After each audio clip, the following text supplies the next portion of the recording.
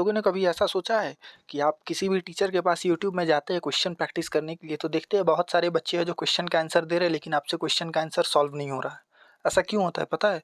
ऐसा इसलिए होता है कि जितने भी बच्चे पेड कोर्स में जो चीज़ पहले पढ़ चुके हैं उस चीज़ का वो प्रैक्टिस करने के लिए जो टीचर्स होते हैं वो पेड में क्वेश्चन प्रैक्टिस नहीं करवाते हैं। वो बोलते हैं कि आप आकर के यूट्यूब में क्वेश्चन का प्रैक्टिस कर लो। इससे क्या होता है, उनका व्यूज़ भी होता है, लाइक भी होता है, और जो नए बच्चे हैं वो फिर जाल में फंसते भी है कि चलिए पेड कोर्स में आकर के आप अपना बैच लीजिए और उसके बाद पढ़िए। पेड कोर्स में जो बैच लेते हैं उसके बाद उन्हें समझ में आ जाता है कि कैसा पढ़ाई होता है, क्या होता है। वो क्या करते हैं, जितना पेड कोर्स में जैसे एकदम लाइन बाई लाइन सिस्टमेटिक पढ़ाते हैं ठीक वैसे ही क्वेश्चन बना करके यूट्यूब में आ जाते हैं। अब क्या होता है, 1000 बच्चे लाइव आते हैं, 1000 बच्चे में 300-400 बच्चे एकदम धड़ाधड़ आंसर किए जा रहे हैं, क्योंकि उनका तो भाई नोट्स कंप्लीट है। हालांकि उतना बढ़िया वो लोग पढ़ाते भी नहीं हैं, मैं सबको नहीं बोल रहा हूँ, लेकिन कुछ है, एक आध टीचर है जो बहुत बढ़िया पढ़ाते हैं, उनको उनको मैं ये नहीं बोल रहा हूँ। क्या होता है, अब आप लोग गए और सब बच्चों को देखे प्रैक्टिस कर रहे हैं, आपके अंदर भी जिज्ञासा आता है, आप सोचते हैं कि मैं पढ़ने में इतना कमज़ोर हूँ। ऐसा होता नहीं है। होता यही है कि वो बस पेड में उस चीज़ को पढ़ा देते हैं और आके यूट्यूब में प्रैक्टिस करवाते हैं। अब मुद्दे की बात यह है कि मैं क्या करूँगा, जो टीचर्स पेड में पढ़ाते हैं और जो बच्चे पेड क्लासेस में जो चीज़ पढ़ते हैं पैसा दे करके, वो चीज़ मैं आप लोग को फ्री में यूट्यूब में पढ़ाऊँगा। ठीक है, मैं क्वेश्चन का प्रैक्टिस नहीं करवाऊँगा। आप लोग को क्या करना है, मेरे से बस पढ़ना है और जा कर के किसी भी टीचर से जाकर के आप प्रैक्टिस कर लेना। आपको लगेगा 80%, 75 से 75 टू 80% क्वेश्चन आपका सॉल्व हो जाएगा। और इससे ज़्यादा कहीं कोई टीचर अगर बोलता है कि मैं 100% मिलवा दूंगा तो वो गलत बोलता है। वो क्या होता है, क्वेश्चन के जैसे आप प्रैक्टिस करेंगे, मॉक टेस्ट मारेंगे, टेस्ट बनाएंगे, प्रीवियस ईयर क्वेश्चन सॉल्व करेंगे, तो जा करके आपका 100 में से समझिए 90% टू 95% होता है। नहीं तो किसी भी टीचर का पढ़ाया हुआ 70 से 80% बहुत है, बहुत ही बढ़िया टीचर है तो मान लेते हैं एक समय के लिए कि 85, हालांकि होता नहीं है। ठीक है, अब देखिए, ये जो मैं पढ़ाऊंगा, ज्योग्राफी मैं शुरू करूंगा, ज्योग्राफी पढ़ाऊंगा, पॉलिटिकल साइंस पढ़ाऊंगा, फिर उसके बाद हिस्ट्री भी पढ़ाऊंगा। ठीक है, जैसे ऐसे होगा, लेकिन पहले अभी ज्योग्राफी पे देखते हैं ये किस किस चीज़ के लिए हेल्पफुल है। अगर टीचर की तैयारी करते हैं तो टीजीटी और पीजीटी, पीजीटी के लिए अगर ज्योग्राफी है तो इससे बाहर तो समझिए कुछ नहीं। अभी भी बोल रहा हूँ 80%, इससे बाहर कुछ नहीं। 80 से अगर आपको ज़्यादा लाना है तो मॉक टेस्ट मारना होगा। और रहा बात टीजीटी, टीजीटी में बहुत सारे एग्जाम होते हैं, जैसे कि आपका केवीएस होता है। ठीक है, केवीएस हो गया, एक मिनट रुक जाइए देख लेते हैं। केवीएस हो गया, एनवीएस हो गया, उसके बाद DSSS हो गया, उसके बाद EMRS हो गया। ठीक है, उसके बाद सुपर टेट हो गया, उसके बाद बीपीएससी ट्री हो गया। बीपीएससी ट्री के आगे देखें तो हम लोग जेपीएससी हो गया, जो झारखंड एसएससी करवाती है। झारखंड एसएससी, जेपीएससी नहीं, उसको झारखंड एसएससी कह सकते हैं। झारखंड एसएससी जो एग्ज़ाम लेती है टीचर का। उसके बाद एसएससी में भी आपके लिए हेल्पफुल है, और रेलवे जो होती है, रेलवे भी है, क्योंकि मैं पढ़ाऊंगा इंडियन ज्योग्राफी, पहले मैं आप लोग को शुरू करूंगा, उसके बाद वर्ल्ड ज्योग्राफी होगा।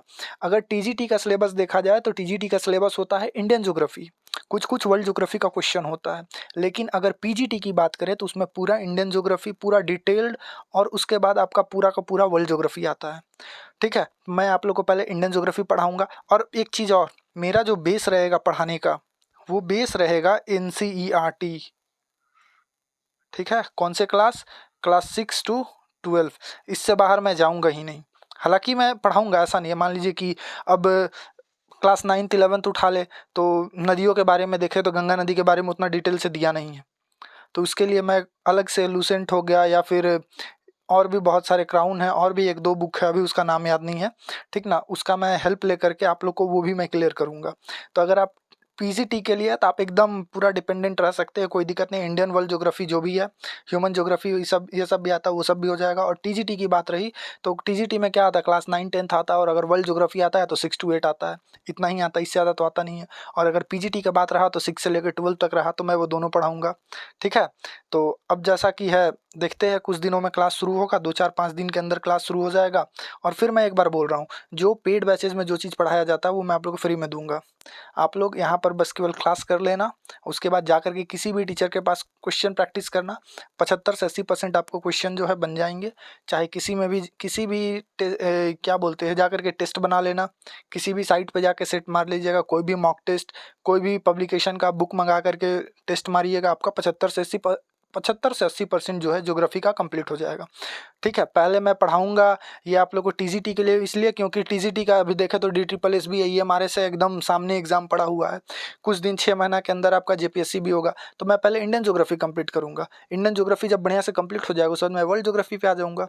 ठीक है, वर्ल्ड ज्योग्राफी का भी 2 पार्ट, पहले मैं 6 to 8 क्लास के लिए कर दूंगा, क्योंकि इससे क्या होगा कि DSSS ईएमआरएस का जो है वर्ल्ड ज्योग्राफी का जो थोड़ा मोड़ा क्वेश्चन पूछा जाता है वो क्वेश्चन आपका सॉर्ट आउट हो जाएगा, और उसके बाद मैं पूरा डिटेल में पढ़ा दूंगा। मतलब समझिए कि वन डे कॉम्पिटिटिव एग्जाम के लिए अगर कहीं भी ज्योग्राफी आता है तो आप जाकर के बना सकते हैं।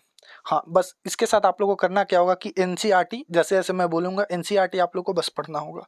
आप लोग को लगता होगा कि एनसीईआरटी बहुत भास्ट, ऐसा नहीं है। मैं एक बार पढ़ाऊँगा उसके बाद आप बुक उठा करके देखना।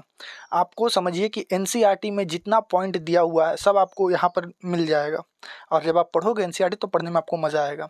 ठीक है, अभी इतना ही, केवल एक इन्फॉर्मेटिव वीडियो बनाना था कि जो भी टीचर्स पेड बैचेस में पढ़ाते हैं वो चीज़ मैं फ्री में पढ़ाने वाला हूँ। ठीक है, अब मिलते हैं हम लोग एक 2 दिन के बाद, देखते हैं जैसा होता है। नहीं तो 3-4 दिन, बहुत से बहुत 3-4 दिन के अंदर आपका क्लासेस शुरू हो जाएगा। वीडियो आपका डेली आने वाला है, मिस नहीं होगा जब तक कि कुछ ऐसा रीज़न नहीं हो जाए। अब मान लीजिए कि मेरे साथ ही कुछ प्रॉब्लम हो गया तो वीडियो छूट सकता है, नहीं तो आपको डेली वीडियो मिलेगा ही मिलेगा। ठीक है, अब आप लोग क्या करिए, मुझे सपोर्ट करिए, लाइक करिए, शेयर सब्सक्राइब करिए। ठीक है, जैसा होगा आप लोग, बस आपसे एक ही रिक्वेस्ट है कि क्या करना, जब क्लासेस शुरू होंगे 3 से 4 वीडियो सिर्फ देखना। अगर आपको समझ में आया तो ही क्लास करना, नहीं है अनसब्सक्राइब मार देना, अनफॉलो कर देना। ठीक है, जो होगा कमेंट पे आकर के अपना रिप्लाई भी दे देना। लेकिन इतना है कि अगर आप 3 से 4 क्लास कर लेते हो किसी एक चैप्टर के लिए, तो उससे बाहर आपको क्वेश्चन, फिर से बोल रहा हूँ कि 80% के लमसम बन जाएगा। ठीक है, मिलते हैं नेक्स्ट क्लास में।